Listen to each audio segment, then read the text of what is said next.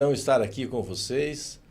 Um abraço a todos os telespectadores Conexão Mineira, podcast, assistindo aí mais essa edição. E é um prazer poder falar aqui sobre o agronegócio, falar sobre esse momento complexo, né, que o agronegócio está vivendo. É o nosso agro pujante, resiliente, mas que vivendo um momento desafiador. Isso aí. Bené Romano, presidente da ADESP, da Agência de Desenvolvimento Econômico e Social de Patos de Minas, engenheiro agrônomo formado na Universidade Federal de Lavras, associado do escritório Araújo e Fontes, assessoria, e proprietário da cachaça da Fazenda Boi Parido. Essa cachaça aqui, ele podia ter trazido aqui para deixar em cima da mesa aqui, que eu acho que alguém ia levar, né, Cristiano? Com certeza. Com certeza. Doutor Cristiano Oliveira, que é vice-presidente do Direito do Agronegócio e Tributário da OAB em Patos de Minas, advogado especialista no Direito do Agronegócio e Gestão Estratégica de Ativos Rurais, fundador da CO Advogados e membro da Academia Brasileira do Agronegócio. Não é isso, Cristiano? É isso mesmo. Cristiano, gostaria que você se apresentasse. Fica à vontade, fala com o pessoal do Conexão Mineira aí, seu início de trajetória, pode ficar à vontade. Boa noite a todos os telespectadores, boa noite. Para mim é motivo de muita satisfação estar aqui ombreando essa situação com a celebridade e com o canal de vocês que tem aí contribuído de forma significativa para a sociedade e que merecidamente lembrou do agronegócio, que é um setor que sustenta o Brasil de pé, realmente, e como o Bené falou, muito resiliente.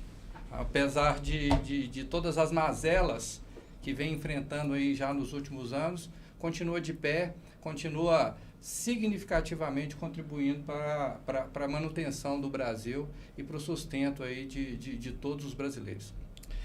Verdade. E assim, eu gostaria de começar com um tema que que assim, tem dificultado muito para o agronegócio, que foi a recente suspensão do Plano Safra, né? Sim. O Plano Safra, eu tive a ideia de começar esse assunto nesse episódio do podcast, eu e o Cristiano indo numa fazenda, num cliente, e a gente conversando sobre isso, eu falei, cara, isso vai dar um tema legal. Na safra 21-22, o governo federal disponibilizou em torno de 200 bilhões para o Plano Safra. E nesse ano disponibilizou cerca de 400 bilhões. E foi suspendido na semana passada. E voltaram essa semana, na segunda-feira, com um arrependimento que voltou somente com 1% do valor. 4 bilhões. 4 bi. Sim. Um pouco mais. E eu gostaria que vocês dois abordassem qual o efeito imediato que isso tem, porque a gente está num meio para fim de safra, né? Que agora a gente já está chegando aí, praticamente o pessoal já está colhendo já. Qual o impacto imediato que tem essa redução drástica que foi no Plano Safra 2024-2025? Fazendo uma correção aqui, Flávio, na verdade, estamos colhendo a primeira safra, que é a safra de soja, tá? Uhum. Aí, agora ainda tem alguns plantios para acontecer de milho, bastante, que é a segunda safra, ou a safrinha, uhum. tá?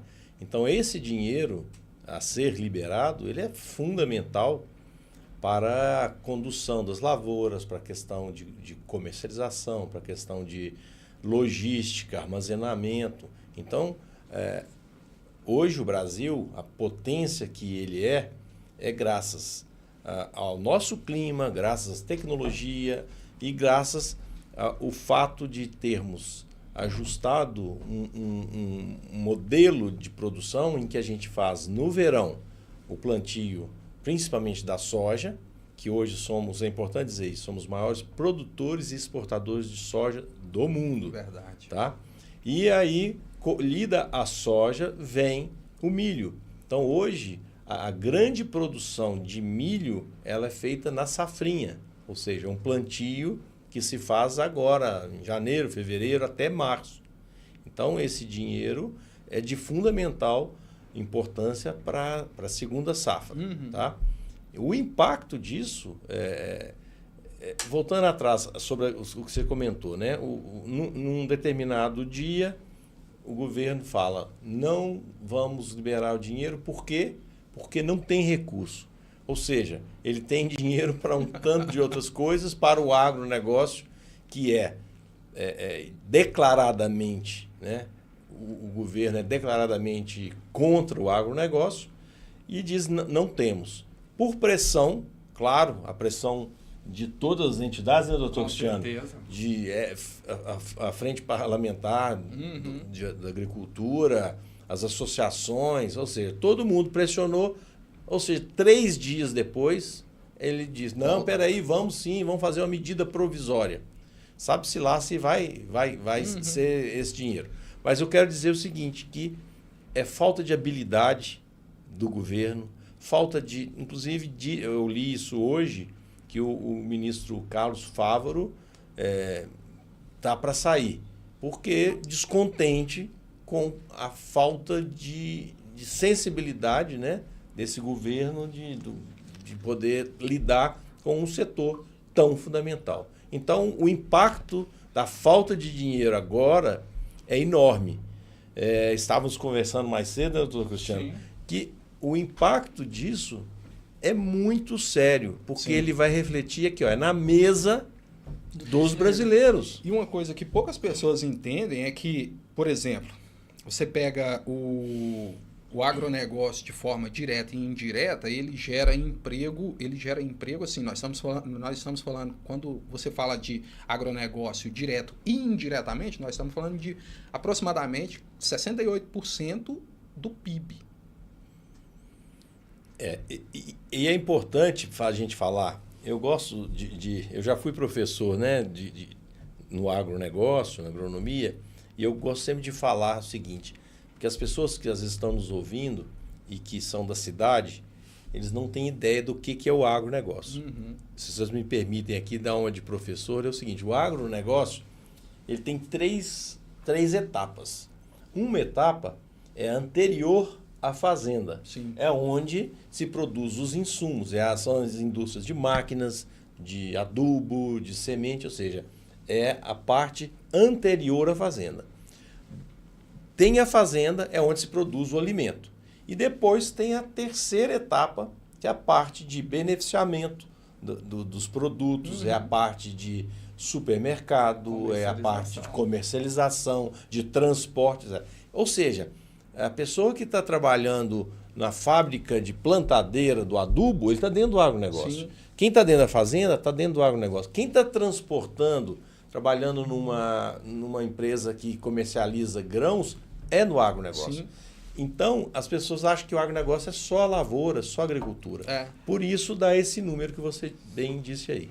Né, doutor? Com certeza. Sobre a questão dos impactos, eu costumo falar que tem um verdadeiro efeito dominó.